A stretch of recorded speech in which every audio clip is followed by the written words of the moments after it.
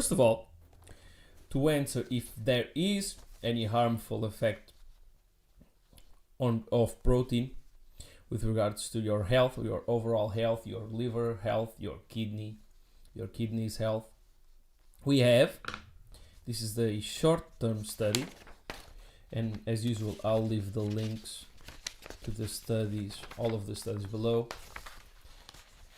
This is a study by Jose Antonio and colleagues, and it is titled "The Effects of a High Protein Diet on Indus of Health and Body Composition, a crossover trial in resistant strain men." So this was done on previously resistant strain men. These men were already trained, and it was a 8-week study. So during 8 weeks,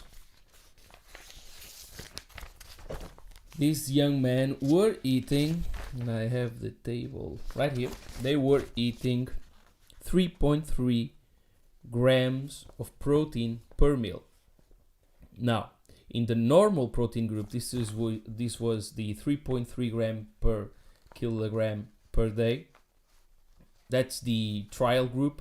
The normal group was eating 2.6 grams of protein a day, and without any intervention, their baseline was 2.3 grams of protein a day. So these people were already eating quite a bit of protein. They were already eating 3 times the RDA, the recommended daily allowances by the nutritionists. So it's not like they had a super clean diet in terms of protein. Actually, the clean diet with regards of protein would be eating a lot of protein, as we will come to find out, but that's besides the point.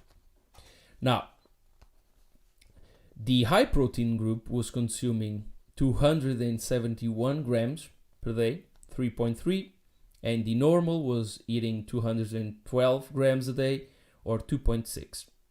That amounted to an extra 400 calories from protein in the high protein group. So they were actually eating more protein and more calories overall from protein. Now, this paper actually did a comprehensive metabolic panel and a lipid panel to find out if they actually had any impediment on their health by the extra protein intake. And what they found out was that there were no problems with eating too much protein, or what would be considered too much protein.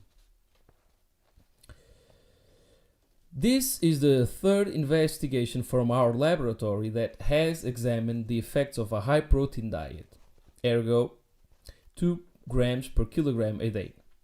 Previously published work has shown that consuming a high protein diet, 4.4 grams per kilogram a day, does not significantly affect body composition, i.e., no statistical significant change in free fat mass or percentage of body fat in trained individuals who do not substantially change their exercise regime.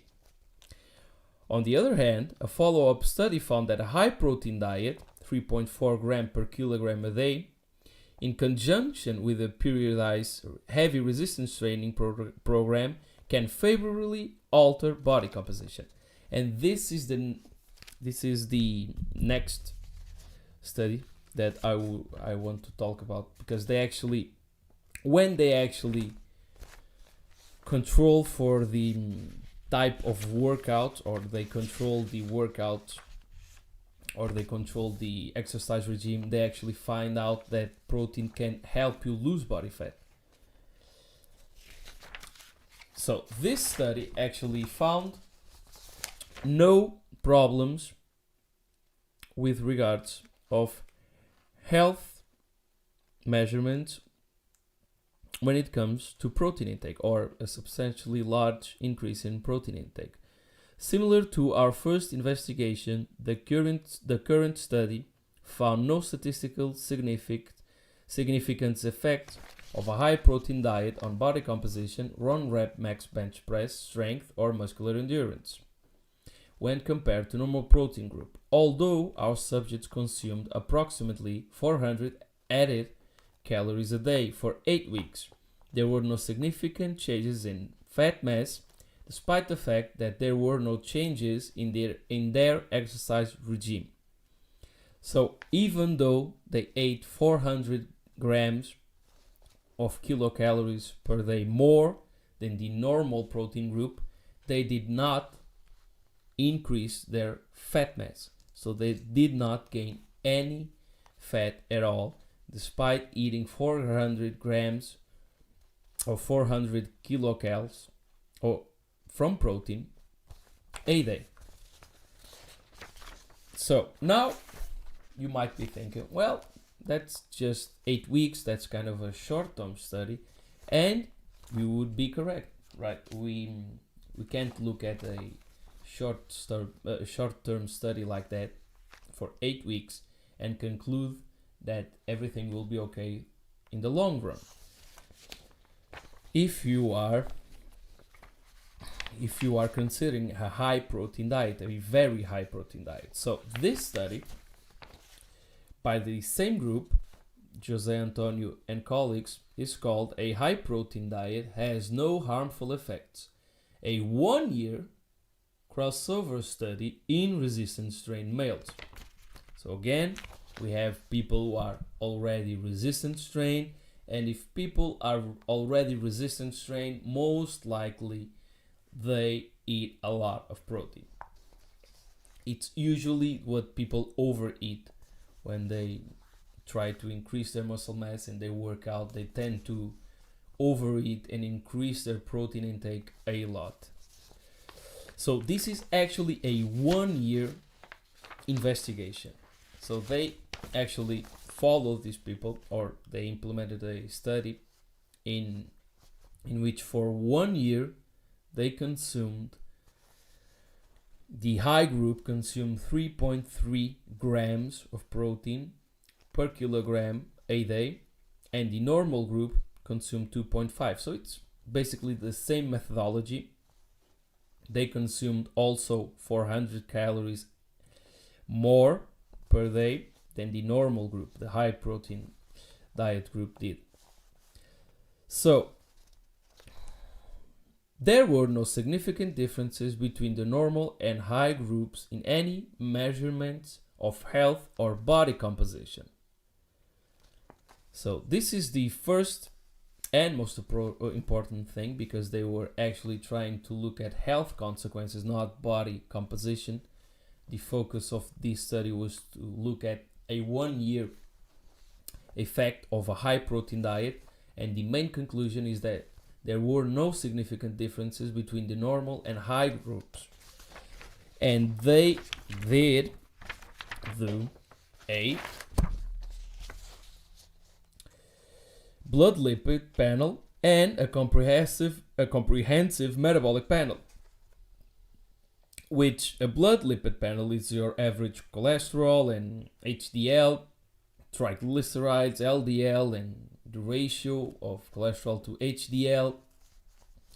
Then your comprehensive metabolic panel measures anything between glucose and creatinine and the ratio of BUN and creatinine, sodium, potassium, total protein, albumin, globulin, all the liver enzymes, the AST and ALT. So they actually did the methodology of this study was very well done. They actually looked at a lot of things to make sure that it is actually safe or not, because they didn't know before they actually conduct the study. That's the hallmark of a great study. You actually look for, or you look to falsify your theory, not to prove it right. That's the hallmark of a great study. You can look at the methodology and see if these people actually went after what they think is right, not trying to prove their point right. That's called falsifying your own theory. This is the first randomized controlled trial that has examined the effects of a high protein diet in a resistant strain subject over a 1-year treatment period. In brief, we found no deleterious effects of a high protein diet between 2.5 and 3.3 gram per kilogram a day over a 1-year period. Prior work from our lab has shown that consuming a high protein diet in the short term has no harmful effect on any clinical measures, i.e. blood lipids and comprehensive metabolic panel. So this is what I was talking about. And they are referencing that past study that we just gone over, the short-term study. So they did a short-term study, no harmful effects. Then they did a longer duration study, 1 year long study, and no harmful effects of protein. Then they go on and they tackle the consumption of cholesterol, because they were eating a lot of cholesterol, the double of the recommended allowance. And they go on to say that, on the other hand, the cholesterol intake of our subjects was twice as high as the typical recommendation of 300 milligrams a day. So they were eating 602 milligrams of cholesterol per day, just coming from their protein intake, most likely animal protein sources.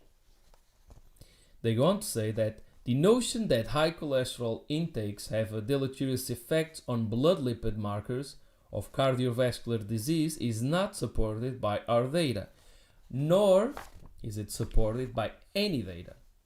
Just the observational and the basically the associative data of epidemiologic study. I don't think I can say that right. But the vegans tried to make the point based on cholesterol, or base it on epidemiological studies, observational studies, and correlations and association. And of course, those studies are pure garbage. They're not well controlled. They don't actually establish cause and effect. They just look at something and they measure the correlation between one thing and the other, and if it tracks somewhat linearly, they conclude that cause, or in this case that the cholesterol actually causes heart disease. But there can be other factors like smoking or bad dietitian habits that can influence and be the causal effect, not the cholesterol. They can, other variables can be the causal effect, and the cholesterol, just because it tracks linearly or in terms of its correlation, if it tracks well with the advance of cardiovascular disease, that does not mean that it causes it. It may be just a side effect, right? So the notion that the case for the vegan diet is always based on correlation and association, and it's basically pure crap every time, like they did here with a 1-year study. Every time they do a randomized control clinical study, it never pans out. It never holds true that animal fats and cholesterol are deleterious to your health. That's just bad information by the vegan propaganda.